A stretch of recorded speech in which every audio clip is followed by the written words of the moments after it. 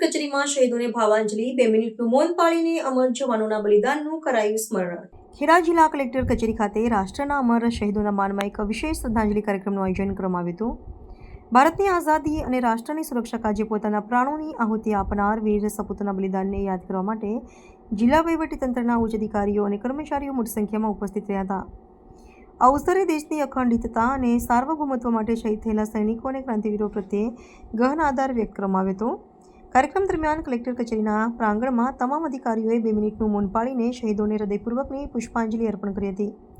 આ મૌન પાળવાનો હેતુ નવી પેઢીમાં દેશપ્રેમની ભાવના જાગૃત કરવાનો અને શહીદોએ આપેલા સર્વોચ્ચ બલિદાનના મૂલ્યોને જીવનમાં ઉતારવાનો છે। ખેડા જિલ્લા કલેક્ટર સહિતના વહીવટી અધિકારીઓએ આ પ્રસંગે જણાવ્યું હતું કે શહીદોના ત્યાગ અને શૌર્યને કારણે જ આજે આપણે સુરક્ષિત અને સ્વતંત્ર વાતાવરણમાં શ્વાસ લઈ રહ્યા છીએ, જેનું ઋણ સ્વીકારવું એ પ્રત્યે નાગરિકની ફરજ છે।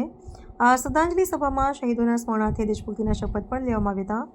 કલેક્ટર કચેરી ઉપરાંત જિલ્લાની અન્ય સરકારી કચેરીઓ અને શૈક્ષણિક સંસ્થાઓમાં પણ સમાન પ્રકારે શહીદ દિન નિમિત્તે વિવિધ કાર્યક્રમો યોજાયા હોવાના અહેવાલો પ્રાપ્ત થયા છે।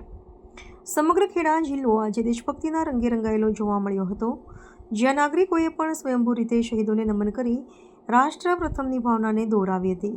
આજના શહીદ દિવસે આપણે 2 મિનિટ મૌનનો કાર્યક્રમ રાખ્યો હતો અને અમારી કચેરી અને જિલ્લાની અન્ય તમામ કચેરીઓમાં 2 મિનિટ મૌન પાળી અને ગાંધીજી જે આદર્શો આપ્યા છે, ગાંધીજી જે બલિદાન આપ્યું છે એને યાદ કરીને આપણે એમને ભાવભીની શ્રદ્ધાંજલિ આપવામાં આવી હતી।